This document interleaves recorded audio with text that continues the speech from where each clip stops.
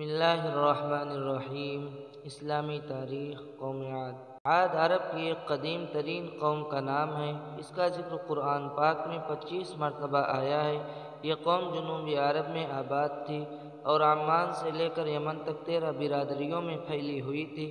ان کے ملک کی راجدھانی یمنی شہر حضرموت تھی۔ اس کا زمانہ حضرت نوح علیہ السلام کے تقریباً 400 سال بعد اور حضرت عیسیٰ علیہ السلام کے تقریباً 2000 سال پہلے کا ہے۔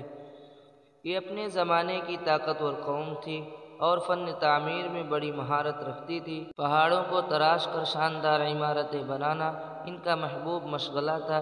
یہ قوم مال و دولت کے نشے میں عیش پرستی میں مبتلا ہو گئی۔ کمزوروں پر ظلم کرنا، حق بات کی مخالفت اور مال و دولت اور اپنی طاقت پر گھمنڈ کرنا ان کی فطرت بن گئی تھی۔ جب اس قوم کی ظلم و زیادتی اور شرک و بت پرستی حد سے بڑھ گئی تو اللہ تعالی نے حضرت ہود علیہ السلام کو نبی بنا کر ان کی ہدایت کے لیے بھیجا۔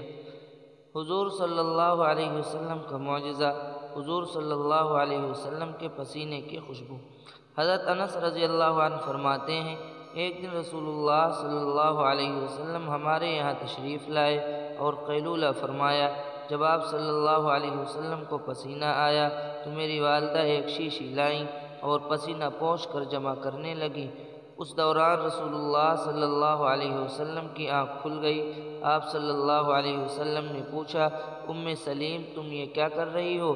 انہوں نے عرض کیا، میں آپ کے پسینے کو جمع کر رہی ہوں تاکہ ہم اسے خوشبو کے طور پر استعمال کریں۔ ایک فرض کے بارے میں، شوہر کی وراثت میں بیوی کا حصہ۔